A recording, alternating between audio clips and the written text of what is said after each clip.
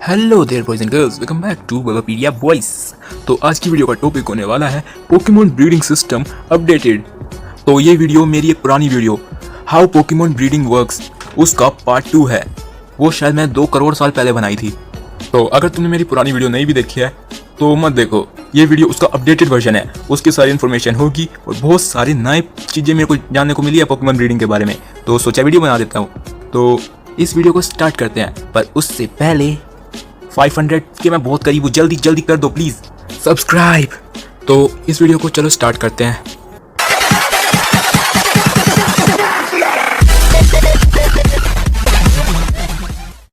तो Pokemon breeding में सबसे इंपॉर्टेंट होता है एग ग्रुप। तो तुम लोगों को सबसे पहले एग ग्रुप्स के बारे में बताता हूँ। तो यहाँ 16 तरह के एग ग्रुप्स हैं।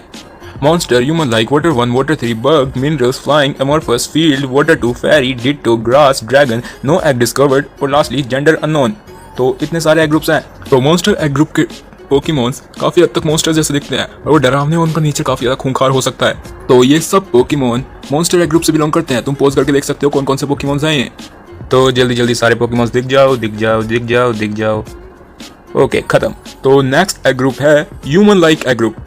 तो इस एग ग्रुप के पोकेमॉन्स काफी हद तक दिखने में और बिहेवियर वाइज ह्यूमंस जैसे होते हैं और ये सब पोकेमॉन्स इस एग ग्रुप से बिलोंग करते हैं। तुम लोग पोज करके आराम से देख सकते हो कि कौन कौन से पोकेमॉन हैं इसमें। और स्क्रॉल डाउन। ओके, तो नेक्स्ट एग ग्रुप है वाटर 1 एग ग्रुप। तो इस एग ग्रुप के पोकेमॉन्स काफी हद तक एक्वेटिक क्रीचर्स पे बेस्ड होते हैं। और तुम स्क्रॉल डाउन कर रहा हूँ मैं, तुम पोज करके देख सकते हो कि कौन कौन से पोकेमॉन वाटर 1 एग ग्रुप से बिलोंग करते हैं। ओके, स्क्रॉल डाउन, खत्म। तो नेक्स्ट एग ग्रुप है वाटर 3 एग ग्रुप।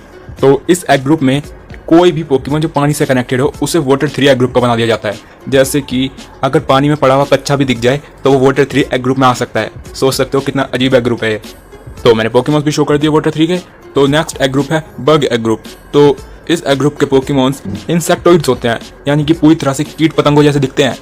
तो ये सारे पोकेमॉन्स बग एग ग्रुप से बिलोंग करते हैं। देख सकते हो तुम पोज करके, मैं स्क्रॉल डाउन कर रहा हूँ। तो चलो अब चलते हैं नेक्स्ट एग ग्रुप पे, द मिनरल एग ग्रुप। तो मिनरल एग ग्रुप में मैक्सिमम ऐसे पोकेमॉन आते हैं जो कि पत्थर या फिर बर्फ के टुकड़े ऐसे होते हैं, यानी कि बेढंगे पोकेमॉन। तो पोकेमॉन्स मैंने दिखा दिए। तो चलते हैं नेक्स्ट एग ग्रुप पे जो कि है फ्लाइंग एग ग्रुप।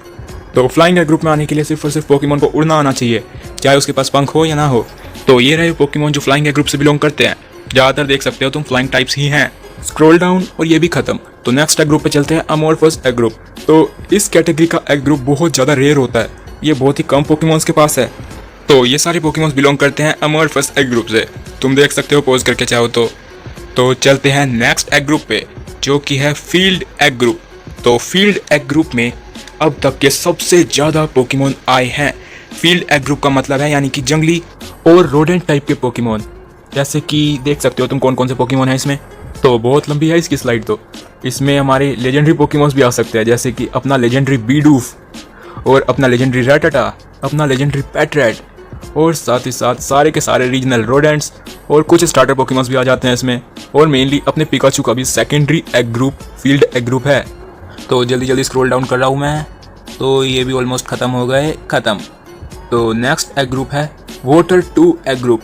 तो इस एग ग्रुप के पोकेमॉन पूरी तरह पानी पे बेस होते हैं, मतलब कि ये पानी के बाहर ज़्यादा लंबे टाइम तक जिंदा रह ही नहीं सकते ऐसे पोकेमॉन। तो नेक्स्ट एग ग्रुप है फेरी एग ग्रुप। तो इसे टाइप मत समझ लेना। फेरी एग ग्रुप जनरेशन 2 के टाइम से, यानी कि जोटो के टाइम से एग्जिस्ट करता है, लेकिन फेरी टाइप को आने में तो काफ़ी देर लग गई। तो फेरी एग ग्रुप अपने पिकाचू का मेन एग ग्रुप है। और तुम देख सकते हो इस एग ग्रुप में कौन कौन से पोकेमॉन एग्जिस्ट करते हैं। सारे के सारे क्यूट पोकेमॉन एग्जिस्ट करते हैं इसमें। तो क्लिफेरी एग्जिस्ट करती है और क्लिफेरी से लेकर देख सकते हो तुम कहाँ तक पोकेमॉन एग्जिस्ट करते हैं इसमें। Scroll down. Okay, last Pokemon जो एग ग्रुप में एग्जिस्ट करता है वो है मोर्टिको। तो नेक्स्ट एग ग्रुप है डिट्टो एग ग्रुप। और इसको देख के तुम समझ गए होगे कि किसका एग ग्रुप है। इस एग ग्रुप में सिर्फ एक पोकेमॉन एग्जिस्ट करता है और वो है डिट्टो। ये एग ग्रुप वाला पोकेमॉन बाकी सारे एग ग्रुप के साथ ब्रीडिंग कर सकता है। ये किसी भी एग ग्रुप में बदल सकता है अपने आप को। तो नेक्स्ट एग ग्रुप है ग्रास एग ग्रुप। इसमें सारे पेड़ पौधे एग्जिस्ट करते हैं। देख सकते हो कौन कौन से पोकेमॉन हैं। तो इसमें ओडिस से लेकर अब तक के लेटेस्ट पोकेमॉन्स तक सब एग्जिस्ट करते हैं। जैसे कि लास्ट पोकेमॉन कौन सा हुआ है ग्रास एग ग्रुप का, एप्पल टून। तो ओडिस से एप्पल टून तक सारे के सारे पेड़ पौधे ग्रास एग ग्रुप में एग्जिस्ट करते हैं। तो नेक्स्ट एग ग्रुप है ड्रैगन एग ग्रुप। तो सिंपल, इस एग ग्रुप में वो पोकेमॉन आते हैं जो कि ड्रैगन जैसे दिखते हैं। तो चारिज़ार्ड को भले ही ड्रैगन टाइप नहीं मिल पाया, लेकिन उसे ड्रैगन एग ग्रुप मिल चुका है, जैसे कि तुम देख सकते हो इस एग ग्रुप के पोकेमॉन्स। तो इसमें बैगोन से लेकर चारिज़ार्ड से लेकर कौन सा लास्ट पोकेमॉन है ड्रैगन एग ग्रुप का, तो ड्रैगोपल्ट। तो बैगोन से ड्रैगोपल्ट तक सारे dragon type Pokemons dragon egg group में बिलोंग करते हैं। तो नेक्स्ट एग ग्रुप है no eggs discovered egg group. तो इस एग ग्रुप के पहली बात तो पोकेमॉन्स लेजेंडरी हैं या फिर बेबी पोकेमॉन्स हैं, जैसे कि पीचू, और बेबीज ब्रीडिंग क्यों करेंगे।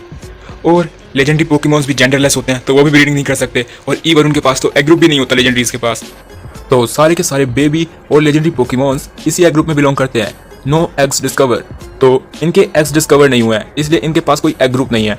लेकिन हो सकता है ये मैमल्स हो, क्योंकि पोकेमॉन वर्ल्ड में भी तो कोई ना कोई मैमल होगा ना। तो लास्ट एग ग्रुप है आपका जेंडर अननोन एग ग्रुप। तो इस एग ग्रुप के पोकेमॉन्स का जेंडर ही नहीं होता, वो जेंडरलेस होते हैं और वो लेजेंडरी भी नहीं होते। मैग्नेमाइट, वोल्टोर्ब ऐसे पोकेमॉन्स होते हैं जो कि जेंडरलेस हैं, लेकिन उनके पास एग ग्रुप है। तो मैंने सारे के सारे एग ग्रुप्स के बारे में तो बता दिया। तो हर पोकेमॉन 2 एग ग्रुप्स तक अपने पास रख सकता है, जैसे पिकाचू का एग ग्रुप है फील्ड और फेरी एग ग्रुप, और ऐसे ही चारिज़ार्ड का एग ग्रुप है मॉन्स्टर और ड्रैगन एग ग्रुप। तो समझ गए। तो पोकेमॉन ब्रीडिंग को काम करने के लिए 2 पोकेमॉन चाहिए होते हैं, एक मेल और एक फीमेल सेम एग ग्रुप के। तो यहाँ तुम देख सकते हो जैसे कि एक मेल सैंडेल्यूर और एक फीमेल सैंडेल्यूर ब्रीडिंग करेंगे तो उनकी फर्स्ट स्टेज यानी कि एक लिटविक पैदा हो जाएगा। और ऐसे ही एक मेल एस्पियोन और एक फीमेल सिल्वियोन ब्रीडिंग करेंगे तो ईवी पैदा हो जाएगी। तो अभी तक तो मैं सेम स्पीशीज की ब्रीडिंग ही दिखा रहा था, तो अब है 2 अलग अलग स्पीशीज के पोकेमॉन जो ब्रीडिंग कर सकते हैं, क्योंकि उनका एग ग्रुप सेम है। तो तुम देख सकते हो यहाँ पर एक मेल ओब्स्ट्रागून है जो कि फील्ड एग ग्रुप से बिलोंग करता है, और एक फीमेल पैंगोरो है जो कि फील्ड और ह्यूमन लाइक दोनों एग ग्रुप से बिलोंग करती है। तो उनका बच्चा होगा फीमेल्स के हिसाब से होता है हमेशा बच्चा, ये भी बात याद रखना। तो इनका बच्चा पैंगोरो पे जाएगा, उनका बच्चा होगा पैंचम। और ऐसे ही अगर 2 पोकेमॉन सेम एग ग्रुप से बिलोंग करते हैं, जैसे कि दोनों एप्टोजोल्ट और ड्रैकोजोल्ट अनडिस्कवर्ड एग ग्रुप से बिलोंग कर रहे हैं, तो अनडिस्कवर्ड एग ग्रुप वाले पोकेमॉन ब्रीडिंग ही नहीं कर सकते, इसलिए नतीजा कुछ भी नहीं निकलेगा अगर ये मेल और फीमेल हो तब भी। और देखो नीचे भी शो कर रखा है जैसे कि फ्लाइंग और फेरी 2 अलग अलग एग ग्रुप के पोकेमॉन ब्रीड नहीं कर सकते, और मैनेक्ट्रिक और क्वैगसायर दोनों मेल है लेकिन सेम एग ग्रुप के हैं, इसलिए ये भी ब्रीडिंग नहीं कर सकते। भला 2 मेल्स कैसे ब्रीडिंग कर सकते हैं। तो एक यहाँ पे डिट्टो ब्रीडिंग का एग्जांपल दिया गया है, जैसे कि एक मेल या फीमेल टायरानिटार है, वो अगर एक डिट्टो के साथ ब्रीड करेगा तो लार्विटार पैदा होगा। डिट्टो के साथ कोई भी पोकेमॉन ब्रीड करे तो जिस पोकेमॉन ने ब्रीडिंग की है उस पोकेमॉन जैसा पैदा हो जाएगा। डिट्टो कभी भी अपना खुद का अंडा नहीं दे सकता, वो सिर्फ दूसरे पोकेमॉन्स का अंडा दे सकता है। तो यहाँ पर और एग्जांपल्स हैं इसी के, gender different breeding with ditto. तो निडोरैन अगर डिट्टो के साथ ब्रीडिंग करेगा तो जैसा नॉर्मल फीमेल निडोरैंस के साथ होता है वैसा ही होगा, मेल या फीमेल दोनों में से कोई सा भी निडोरैन पैदा हो सकता है। और ऐसा ही वोल्बीट और इलुमेसे के साथ भी है। तो यहाँ तुम देख सकते हो एसेंस ब्रीडिंग, जैसे कि अगर एक मैरल और एक अजूमैरल ब्रीडिंग करेंगे तो अगर वो कोई आइटम होल्ड करके रखेंगे जैसे कि सी इंसेंस, तो उनका बच्चा अजूरिल होगा, लेकिन अगर उन्होंने कुछ होल्ड नहीं किया तो उनका बच्चा मैरल होगा। ऐसा ही बोबा फेट के साथ है, नॉर्मली उसका बच्चा बोबा फेट होगा, अगर उसने लैक्स इंसेंस होल्ड कर रखा होगा तो वाई नॉट होगा।